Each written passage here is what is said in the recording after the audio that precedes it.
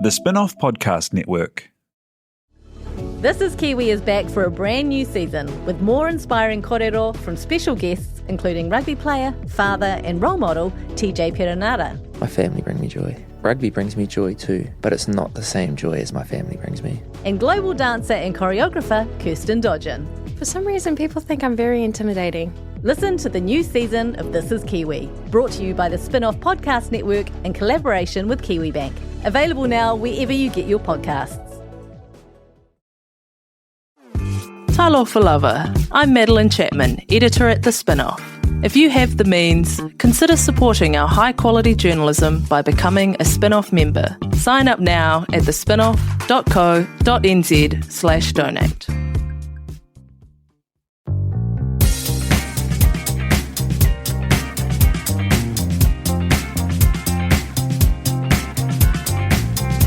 Kia ora e te whānau. Welcome to a very special edition of The Real Pod. My name's Janie. I'm joined by Duncan Grieve, who's on holiday. I've insisted on being here because in studio we have joining us none other than the dictator. Bonjour to James Mustapic. Bonjour indeed. Put your beret on. Okay. Yes, sorry. Here we go. Look at that. Okay. It's island wear. That's right. I knew I had to take something crazy, and this was it. You don't have to wear that through the whole pod, by the way. I disagree. I think he does. And I think it's. Can we talk about the beret? I know that's a strange place to start, but how much consideration did you give to sort of impact clothing, impact activewear? Look, I thought I might not be here for a long time, and I thought let's bring some loopy things. And on the first or the second elimination, I was wearing a crazy outfit because I was so sure I was going home. So I put on my weirdest outfit, and then I was like, great, at least if I go home, it'll be kind of iconic. But then I survived, and then, you peaked too soon. That's right. So the beret was, it was, I thought it would be funny. Eli had just been shamed out with a advantage card. So I thought, why not? Let's do it again. Let's scare him a little. Oh, it was such a good week. I think we were all feeling really sad after Tame left last week. Yes. No more so than you, I'm sure, now that he's your BFF. Yes, what a king. But we've had another bloody great week at the lake. I know. Truly. I think this is, even better than last week. It's what are your thoughts, Dunk? What are your highlight moments? It was a stunning week. I really, really enjoyed that knifing of Blair. It was so good. It was because ultimately what he did was no different to what Jordan did to Mary Lambie in terms of if you're going to have a philosophy of Celebrity Treasure Island, which you obviously should, a moral philosophy, and yet because it was so deliberate, and because he'd just done 2 hours in this sort of Jesus Christ pose, just being, dangling there, it was, oh God, it was so heavy. And Eli, you'd think a comedian could always have some distance. I don't know, in your mind, that's true. And then you see him, and he's just raw and ruined. And I guess if you watch someone just hanging in the air for 2 hours, and he really seemed to be in with Jordan, which is unimaginable to me as a viewer, but nevertheless seems to be undeniable watching it. What an extraordinary thing to have happened. Yeah, truly. It was reminiscent to me of when in my season Jess and Alex had been in the water, and then Maddie put Jess up for elimination. They'd had this insane 45-minute physical struggle out in the water. They were both completely just done. And then he put Jess up, and it was a great strategic move. But I was pissed. My team was so pissed that he did that. And so I could kind of see where Eli was coming from. A, he was mates as it turns out, with Jordan randomly. But B, it is real intense when you watch people go through that. It's really full on. Yes, it was horrific to watch. And, it's what, they speed it up, but it was 2 hours and 15 minutes. And I mean, even we were freezing. We were like, hurry up. We were all dying just watching. And You must have known the other team had a mercy card because you had people come over. Yes. So Blair came over and spilled all the beans. Yeah. It was fantastic. He told us there was a mercy and he was like, I have this card. And that was really, I was like, wow, this guy has come over. He doesn't even know me. And he's like, right, here's all you need to know about the other team. But now you've watched back, you can see why, right? Like he was a little Yes. bit on the outer, him and Mitty. Yes. All the young folk were gathering together, forming alliances with each other and with you guys. Hey, I wasn't involved with Jordan. Let me just say that. I feel sorry for Jordan. I don't. I know. I don't knew feel you sorry wouldn't. for Jordan at all. I thought he was a consummate villain. I'm sad he's gone on that basis. But, you know, as soon as he ate that whole cheeseburger, I was like, forget about it. Did we have the goods on the cheeseburger? I'm sorry. I didn't get I that asked info. James to try and get some intel because I have a theory about the cheeseburger. Because when we were on the island, every piece of food that wasn't rice, we basically measured, we portioned. It didn't help that we won no rewards. True. So when I'm talking about portioning food, I'm talking about portioning damper. But I feel like I saw with the chopping up of burgers, I'm wondering if people all wanted a little bit of each burger, but he was like, no, I'll just have, so they all got the equivalent of a burger because I feel like that would have been a way bigger deal in camp if he just took a burger and no one had kind of okayed it at all. It felt like it was a captain's call. The man needs his nutrition. But what did you make of Jordan? Like, because obviously there's a lot happens in the edit, and there's this sort of disconnect between he seems like this kind of weird, kind of spooky guru, like in the edit, but obviously some people who I consider to be like good judges of human nature became properly attached to him. Like for you personally, what was your feeling towards Jordan? Look, I will say, to be honest, that was how he's come across in the edit is kind of how we saw him, but I didn't spend any like camp time with him. Like we weren't like hanging out. I didn't get to see like what he was like off camera, but to be totally honest, every time he was on camera and I saw him, he was behaving like that. We just all thought he was really serious. And Well, I mean, he definitely was. I think I saw him laugh one time in this whole oh my thing. gosh, well, he did not laugh at my kumara in a box joke. I'll tell you that much. Did you see that? Is that why you could never forgive him for that? I didn't even know until I just watched yesterday. I was like, excuse me. He the thing for me with Jordan is that people talk about him being a great leader, and he really embodied the leadership role. He really embodied the captaincy. He took it on with 100% as if it was a job he was being paid to do, nay, elected to do. And he wasn't elected to do it. He got it by standing on a stick sticking out of a wall, right, for the longest. And so, he seemed to be making decisions on behalf of the team, cheeseburgers and all sorts, and kind of like really taking on this role of sitting down and talking them through everything and making them hold hands and all that. And yet, your style of leadership and Matilda's style of leadership is more just like, I kind of got this thing. I didn't necessarily like earn it by popularity or popular vote or anything. So I'm just one of you guys and let's have some fun with it. Is that accurate? Yes, although, I mean, when I watch, I'm like, God, why did I do this thing? I'm like, thank God Jordan was there on the other team too. You are fine. Don't worry. You're absolutely fine. I thought your leadership style was summed up in that scene towards the end of episode 9 when you sort of scream "why" into the void, like over the responsibility of it. But you also seem to be having like a lot of fun with. It's almost like you seem to understand that this is a silly game and you can have some fun with it. Whereas Jordan had this very like it was a kind of. I thought that Blair's line at the start was like, sorry, and it was in the moment where he goes, sorry, Geordie, you got to go, but I do appreciate you. And he really dripped the appreciate you with sarcasm. Like he had a lot of that, this kind of wellness influencer kind of, the language and the, that you're right, that hyper earnestness that was, well, it almost seems like a perfect foil to you, given your well-known disapproval of all kind of spiritual shit. Totally. Yeah, it was, I mean, you know, I think also I didn't, I knew, come on, we've got Steve Price on our team. It wasn't like, I didn't feel like I am in charge here and you all must, and even like, I don't know. Anyway, I shouldn't be mean about Jordan because look, but even just like how he's like, speak to your captain. It was just like, that's pretty cringe.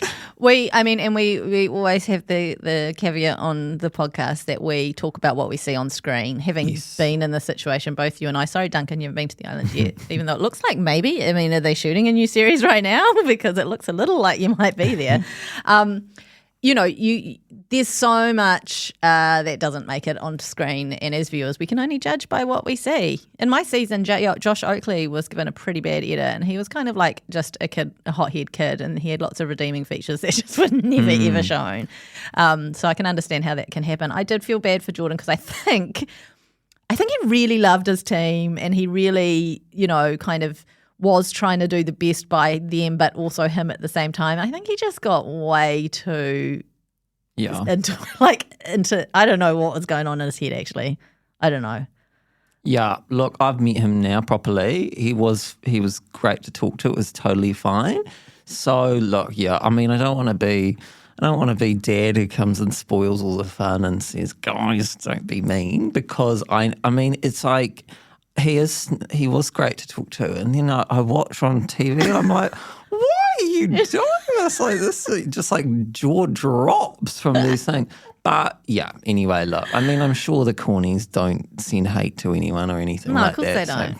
I came to love Jordan by the end in terms of just like one of the greatest CTI characters of all time. Like he became very reliably cringe.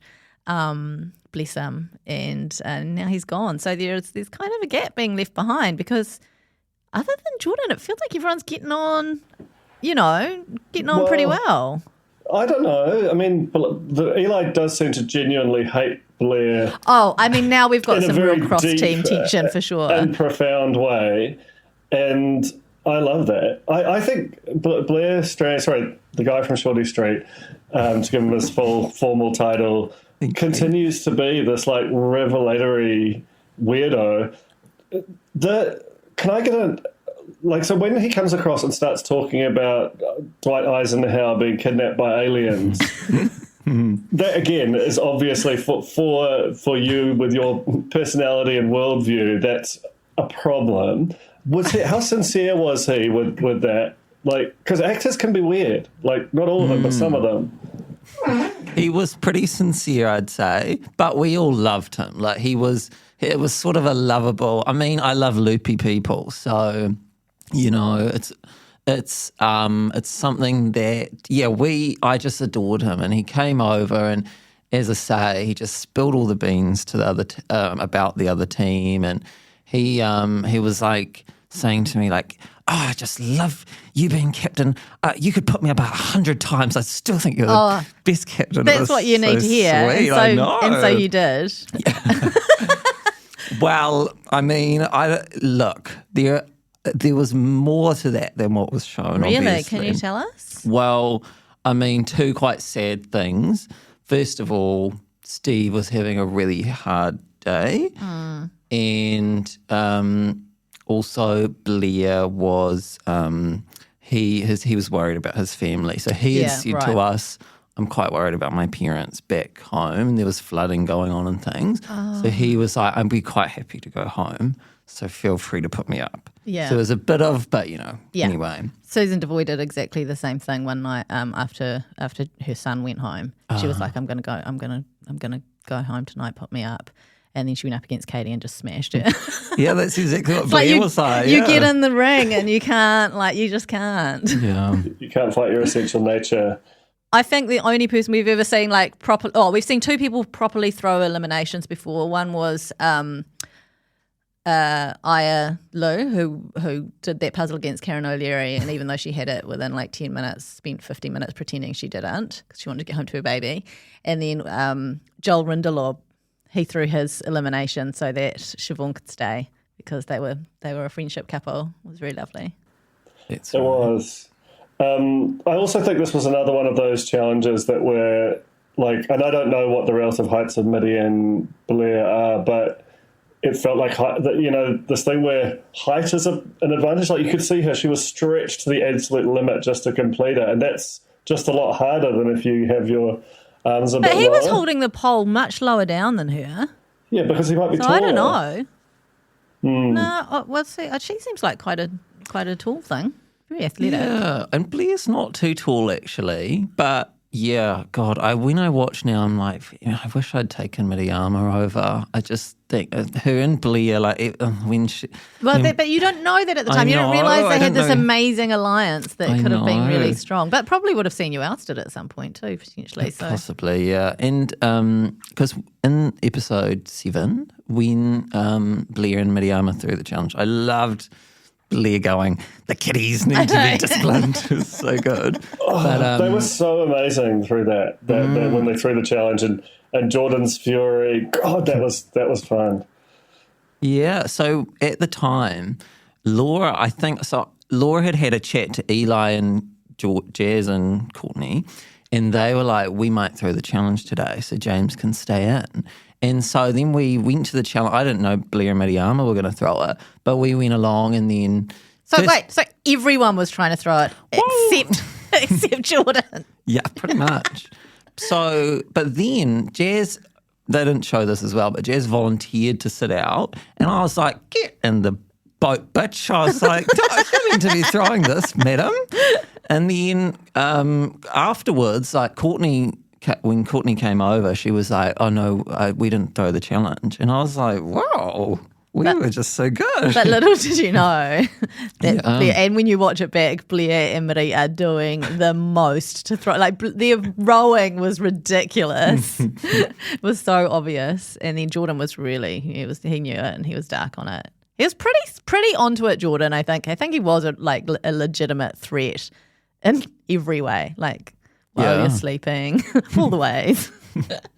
James, can we talk a bit about like your role, like when you were asked, because this seems like a quite alien environment to you based on whatever I know of you, and like what like were you excited? Did you entertain a moment's doubt? And with the captaincy, like this whole thing feels like you're in a very different space to where you normally operate, and you're absolutely thriving, or it seems that way on screen. Just talk us through that whole kind of piece. Thank you. Well, yes, it was. I mean, yeah, the thought of it was very stressful. And look, it's easy. I mean, in some ways it's way easier than worrying every day that you're going to be put up. But there's so many things when you're captain. I'm sure you will relate. No, I never got to make it, apart from the first real bung decision. We never won anything for me to be in the stressful situation of having to choose who goes up for elimination. So my captaincy was pretty chill. But it's like that card, it was hanging over me. It's horrible. I truly was just like, I wish I'd never had this card, because there was all these people who go, I'd actually love if you used it for me. And then, then you have to work out who you're going to swap out from your own team. This is the thing as well, because, when you're watching at home, and it seems like everyone who's on the island as well seems to think if you put someone in, you're hoping they'll lose. That's not what happens. You're forced to do something, but you still hope that they win it, right? Totally, yes. And I just want to say, I was very sad when Matilda left. I feel like a lot of people have been speculating that I was putting her up because she was big competition and things. But it was, you don't want to lose any team members, really. And we had such a lovely vibe. But anyway, sorry, I digress. So, yes, it was awful and I hated it. And you want everyone to like you, because you don't want your team to throw the challenge and get you out if they think, oh, he's not doing a good job. So there was a lot of that weighing on my mind. And then, if you're a people pleaser, you're really trying to, make sure everyone's happy. It was horrific. But as I say, screen time, and you don't get voted out, or you can't, go up for elim. And it was just kind of like, as a CTI fan, I was like, I want the full experience. Yes. I want the rako korero. It's so exciting. You never would have had a moment of doubt when they first got in touch with us and said, hey, we'd like you to audition for this. No, not really. There was fear, sure. Yes, there was a lot of fear, but yeah, I was like, this is the best day of my life. I always think the best castaways are the ones who really understand about making good tally as well, not just kind of like taking part in the activities, but kind of, when you advise production to put some cricket noises in for an awkward conversation, like just straight up directing the edit. That's so brilliant. But oh, there we go. There's some crickets there. Wow, that was incredible, Samuel. Well done. Oh, can't turn them off. Back to the ropey challenge, the elimination between Nick and Jordan. Yes. Another height thing there. I don't reckon I could have even reached the ropes. I'm sure they'd have lowered the ropes for you, Jane. Lower the ropes. Yeah, maybe. I do. I definitely have a height thing. I definitely think there's some heightism that goes on in some of these challenges. I'll get over it eventually, maybe 10, 15 years' time. Who knows? We should talk about some of the other things that happened. Yes. Because we've jumped all over the place a bit. The box. So, actually, we started off, Matilda had just gone, right? I found it really funny that Jordan was like, Blair's not sharing his scroll. When he had literally just told his whole team, I'm going to save any one of you but not Blair, and I'm going to put Blair up. Yeah. Like, I don't think he's got a leg to stand on here. There's the slip and slide challenge. Yeah, that was not much to write home about. And then we had the face off we've just talked about where Blair and Mitty threw it. But then we get to the captain's coup. And I'm thinking your cross-team alliance is not functioning very well. No. Because you want to put Eli up to take out Jordan. I was gobsmacked. Eli's buddied up with Jordan and not communicated that in any which way to you guys. No. So the whole thing is starting to be a bit of an interesting mare. It's also like an alliance that's 7 or 8 people deep now. Yeah. And even Courtney said to me after that, she was like, if you had put me up, I probably would have thrown it because Jordan was suspicious of me. Right. So I couldn't believe it watching Eli being like, I'm going to keep Jordan. I was like, I mean, I knew what happened, but we had no clue that they were besties. Anyway, Eli does win in the end. Amazing footwork. It was amazing footwork. I really liked your in the moment where he talked about Eli being a gym gay, but Jordan, he's a gym straight. I'm surprising myself. All of my lines, I'm like, this is fun to watch what I've said. I can't remember anything I said. You're really dominating the in the moments. And I feel like in the past they had less comedians, and the comedians, for one reason or another, would get eliminated early. Now there's like this kind of pack of you, and you're all really strong and sticking it out, and it's just elevating the show so much, having just all of these like complete zinger in the moment interviews. There's this perception, I don't know if it's accurate, that all the comedians are like best friends off stage. Like, A, are you, and B, did the pre-existing relationships kind of change the dynamic? Or like, were they a big help going into to this season? Good question. So, a few things. So, Laura and Eli, besties, lived together for many years, and Eli spoke at Laura's wedding. I can't remember what he did, but something. He was an important role at... No, not Groom? MC. No. Yeah. And I was also at that wedding as well. But so, Laura and Eli especially, besties. And then I knew Courtney reasonably well. Laura and Eli maybe, I don't know. Anyway, we were all pretty close. But Courtney and I, when we went in, we were like, Laura and Eli are going to be bestie. And so we need to have each other's back as much as possible. Otherwise, we will be the two that When the alliance gets down to 4, you guys will become the stragglers. Yeah, right. yes, Okay. Well, we'll be keeping a close eye on how that plays out. You ended up after the captain's coup with this box, Yes. and you had to do the team swap. Oh, that was truly the worst moment of my life. And it wasn't just like exchange. Yeah. It was like half the teams completely got cleft and twain, and then glued back together in bits. Yes. I mean, I had 5 people to choose from my team. I had to get rid of 3. So it was, I mean, in one way, like Maddie McLean had to send over one person. I guess that feels a bit worse in some ways because it's like you've only chosen one person. Oh, It's very she pointed. fucking hated us too. I did. Not anymore.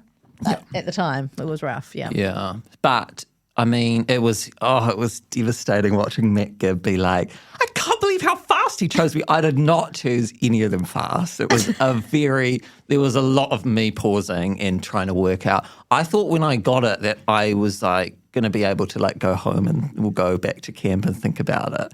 But maybe that would be worse because it was calculated. Anyway. If you'd done that, it would have given you too much opportunity to talk strat with everyone. True. So it would have not been great for the game, probably. Yes. You needed to just like pluck people out. Yes. But yeah, it was truly like that day, it was the first day I'd been relaxed in the whole experience because I knew I wasn't going home. No one from our team was going up. We put on our craziest outfits. We were so excited to just watch whatever happens. I'm still captain. Anyway, that was truly awful. But I kind of ended up, Matt and Turia had kind of joined our alliance. And so I thought, I'll send those 2 over and they can kind of be together. That's not the read that Matt took, though. He took it as he just wanted to get rid of it. Turia held on to loyalty. She got over there and was mortified to find Matt and Mel spilling all the blame. What was it like to watch that?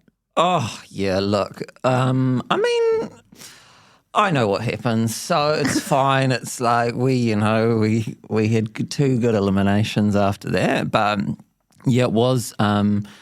I felt horrifically bad. And then I also really thought, because Courtney came over, she was really sad, it ended up, I just thought like, these guys hate me. Like, he's the captain who's just like moved us all over from our home and now he's, and thankfully Nick and Blair and Courtney were very happy to come over and we stayed up all night talking and Nick and Laura sang to us and it was very beautiful and we all bonded very nicely. Did they sing anything from Lion King?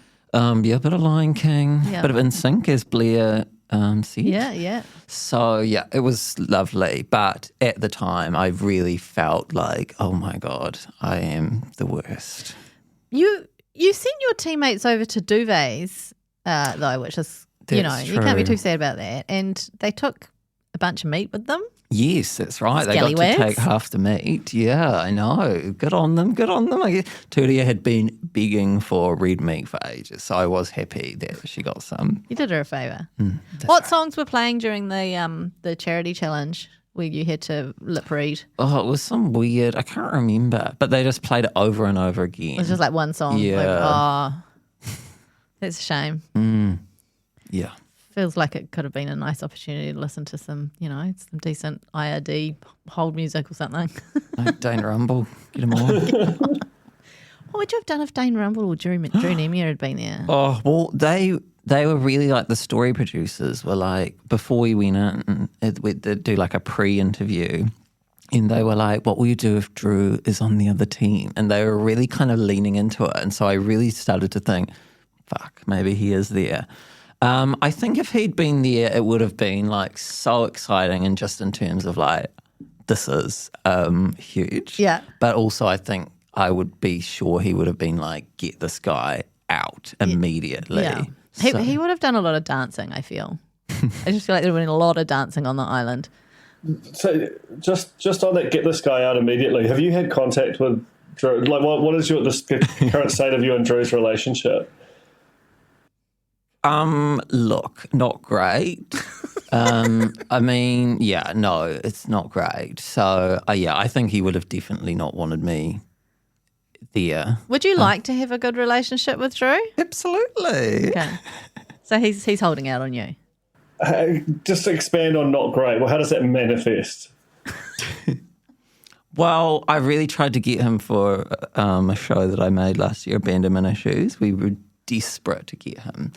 And he was very clear that he did not want to be a part of it. Actually, at first, when he didn't know I was attached, he was somewhat interested. As soon as he, found out I was attached, and he sent this email and it was like, I don't know this guy or care about him. Or it was like so many. It was like, I don't like him. I don't know him. And I was like, okay, sounds like you know me, buddy. If you, but I want to repair the relationship. Maybe we can do something. You know how on Neighbours at War they used to get like MPs to come on who are like campaigning to kind of do some mediation sessions between the neighbours. Maybe the Real Pod can do that for you and Drew. I would love that. I mean, I don't fancy our chances, but we can give it a crack. Look, I just think it's almost like a cat and mouse game, you know. Sorry, it's like as soon as he just accepts it, then it won't really be as funny anymore. It's true. So maybe we don't want you guys to reconcile. What about Sue Nicholson? How are you two? Yes, we text sometimes. You text, okay. So I mean, that would have been a great feature on the island as well. If Sue Nicholson had turned up and you formed an alliance with her. Yes, well, she actually told me she nearly did the Traders, and yeah, she couldn't because of touring. And then she was like, "Thank God I didn't do it. It was a nasty show." So yeah, she should have seen that coming. In terms of your celebrity feuds, where does Drew rank? Like in terms of people that you've got this sort of one-way relationship with, where you have an enduring fascination with them, and they're sort of aware of what you do. Like is he number one, or like is Kelvin up there? What's the current status? Yeah, look, I think Drew he's the ultimate, what are they called? I can't remember. Anyway. Nemesis? No. Yeah, White whale? Sort of. Yes, white whale. That was what I was. What's a white whale? It's from Moby Dick. Rare. Yeah. This thing that just sort of, it sits in your mind and it's always elusive but can never let you go.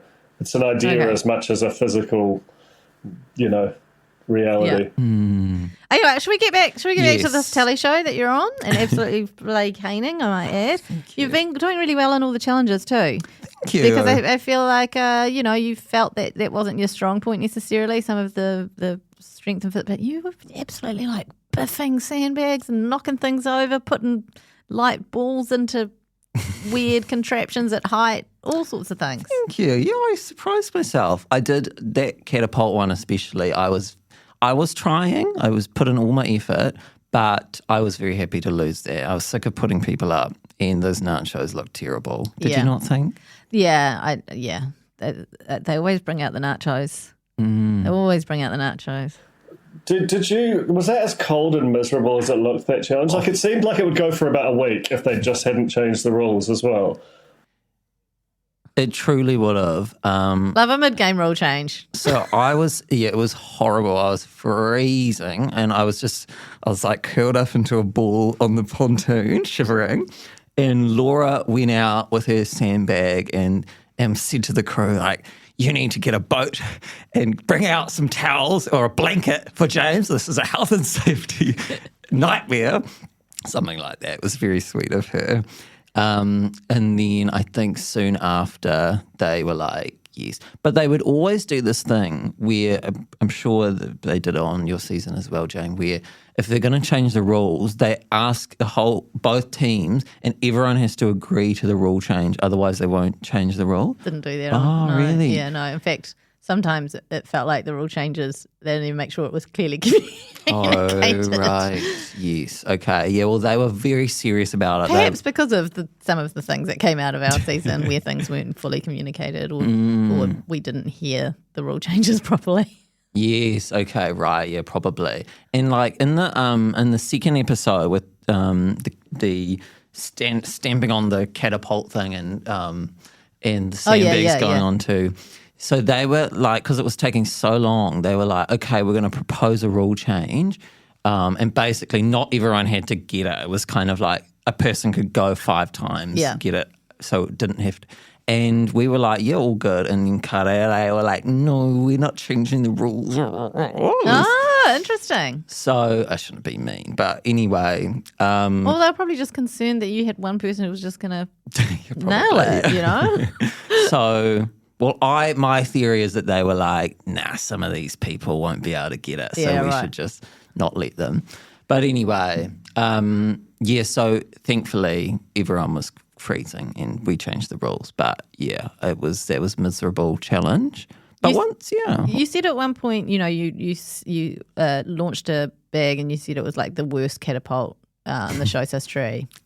I beg to differ. I did one that made it to my promo where I was going on about how people won't see me as a threat, and I launched the catapult and it just dropped at my feet. Like, it didn't even. It got, in fact, it almost went backwards, if anything. But the stakes weren't as high because we could just pick up and keep going, whereas you had to do this whole bloody swim thing in between. Yes. Nightmare. Truly horrible. I actually did one catapult and it somehow flung back at me and hit like nearly at my little pee-pee, but I'm just right at the side of my thigh. So somehow it flung back at me. I had no clue how that happened. I know, those things. They look easier than they are. Yeah. After that face-off, we had I don't know where I am anymore. We don't need to go through blow by blow. We're not recapping it. I do want to know, I've got in all caps, what is that intense T-shirt Jordan is wearing with the skulls? That was really frightening. Did you pick up on that? Yes, it was crazy. I said the exact same thing. Also, Jordan, during the rope holding challenge, he was staring daggers at me. He was so angry. He was like glaring at me. For you putting him up? I think so, yeah. Well, he must have realised that was going to happen. Yeah, well, I don't know. I think he thought maybe because I was friends with Eli that maybe we were kind of protecting him. I'm surprised that they stayed up for 2 hours and 15 because I would have thought that Jordan would have just been making eyes with Eli and Eli would have been like, yes, mate, got you. I'm going to use the Mercy card. Jump down after 15 minutes. Like, don't put yourself through this. Yes, I think that's why, like, maybe, I think Nick kind of realised, like, they must be wanting to get him out. And so after that, I think he was like, whatever. Yeah. Here to play. It was quite interesting. So after Blair had... And that moment was electric when he does the switch.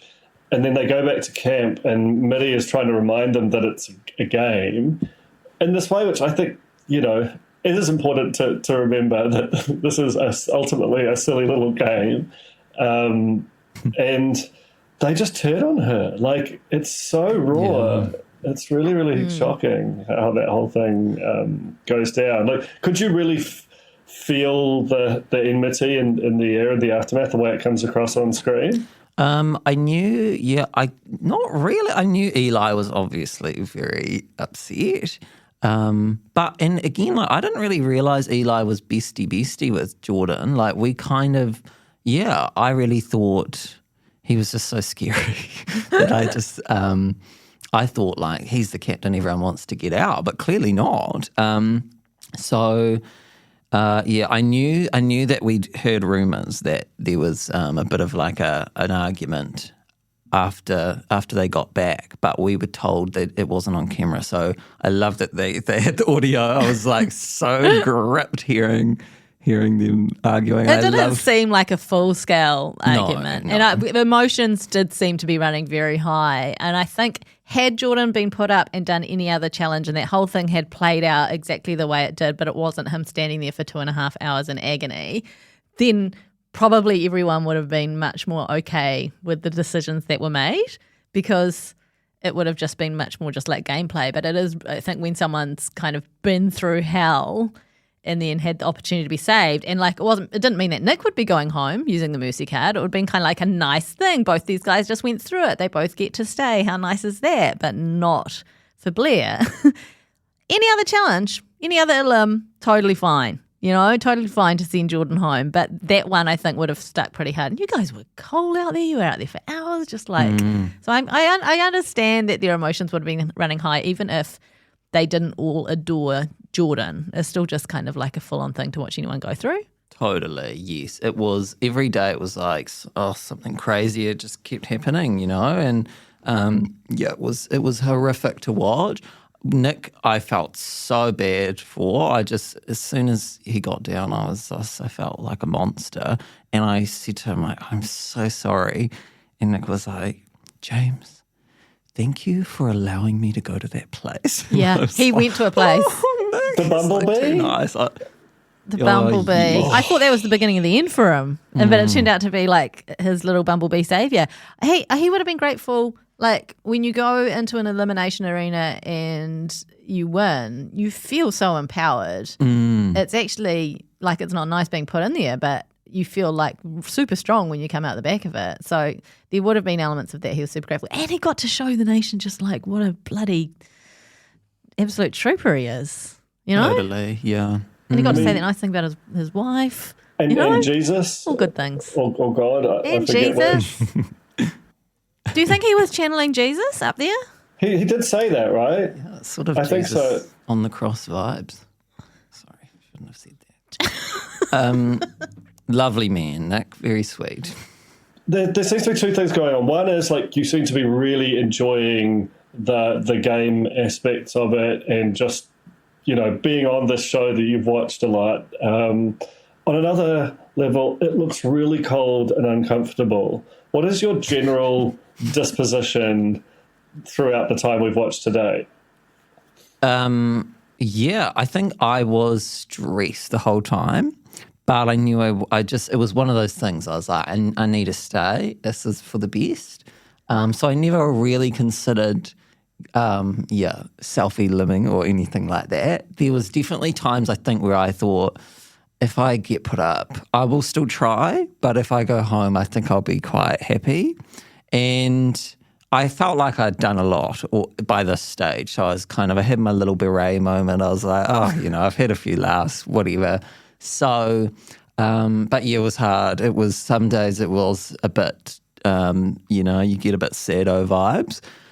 But yeah, look, it was one of the, I was watching, and as a fan, as you say, it was like, oh my gosh, there's this moment, and now, like you kind of, and the Jordan thing, like it's such a good, it's just like a storyline. It almost feels like pre-written, like how the cards get played. It's all just so good. It feels, like it was made up. But do you think production makes some decisions on the fly about like which scroll, like depending on who's going up for elimination, like what the scroll might be that gets given to the winner and that kind of stuff? I mean, I think it would be if they do that, it would be a smart way to play it, because it does give them, I guess, potentially a little bit of input into the gameplay and a good storyline that they otherwise don't have, because the players are doing so much of the decision making. True, yeah. I don't know that. I'm just positing it as a possibility. That would be smart. Just side note, when Eli plays the mercy card for Jordan, and then he says something like, it's great to know that Eli's followed through with what he said he was going to do, Oh my and God. played the mercy card. Is it just a complete lack of unawareness? Like, I don't know. I guess you knowing the game and the show so well, and listening to all our recaps and knowing the sorts of things that we discuss, like you got to think about how it could play out on the television. And he's once shafted someone by not using the mercy card quite openly, and he was about to shaft someone else and made it known to his whole team.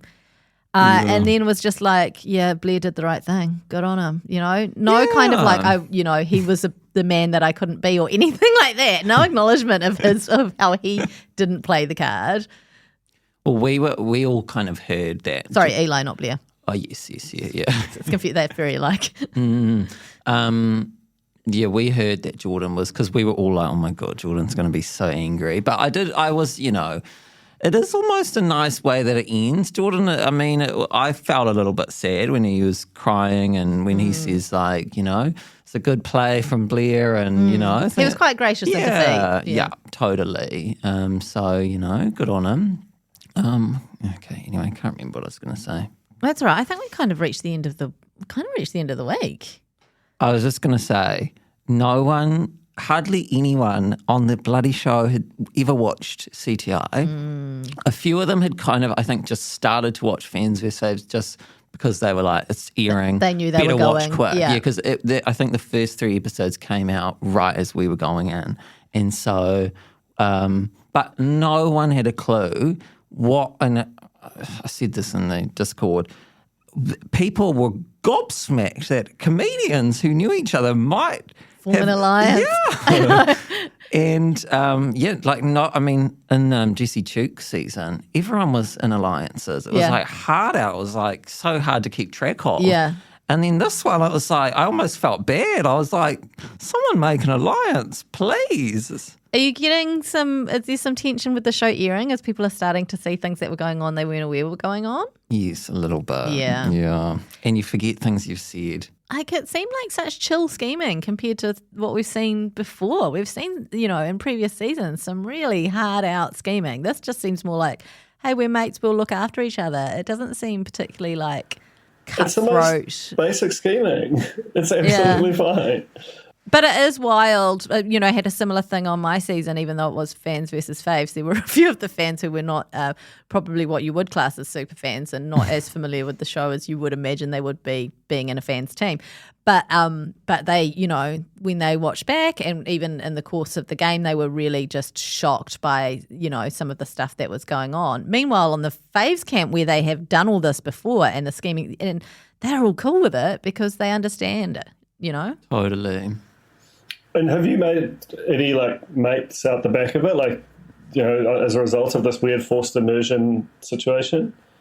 Yeah, I met Gib and I. We hang sometimes, and Turia I adore as well. And I truly did love everyone on our team. We really had a lovely dynamic. Blair and I text sometimes. Love Blair. What an angel. He's just so funny. And when I watch, I'm like, damn, I would love to get to know Mary Lambie. She's just so iconic. Well, she's Duncan's best mate, so perhaps we can hook you up. Hey, I just, without giving anything away, because I don't want any spoilers, I feel I'm the most unspoiled of this season than I ever have been before. Right. And I have no idea who's going to take it out. I have no idea what's coming. But now that we've lost Jordan, is there more drama to come? Is there more little fights or anything? Yeah, there's some stuff. Okay, good to know. I mean, the throw forward for the next week, it looks just like everyone's furious. So can only assume that something bad goes down. But it's so great to have you on the show Celebrity Treasure Island and on the Real Pod, James. Truly, the fact of you being a super fan of the show going in and having this kind of thesis of New Zealand pop culture that means when you drop you into a situation like that, you're like a pig in shit. It's so freaking good to have you on the show, honestly. So good. And then anytime you make kind of niche references to previous seasons thinking, oh, no one's going to understand that, you've got a whole crew of cornies who are sitting there going, totally, they completely get it every single second. Oh, thank you guys. It's lovely to do the pod and the show. You're doing amazing on the show. Can't wait to see you win the treasure. Fingers crossed. Mm-hmm. Let's see how it goes. And we'll say no more because I don't want anything. I am you sitting on a crate with noise-cancelling fuzzy headphones, not being able to lip read what Bree's saying. I always give Jane fake spoilers. So he has been messaging me with I'm really sorry, I'm going home this week, yada, yada, yada, 4 or 5 times. And he's still goddamn on the show. I'm surprised you're actually even back in Auckland, to be honest. Thank you so much for joining us. Thanks, Dunk, for beaming in from wherever you are. Where are you? Kororarika, Russell. Nice. Way up.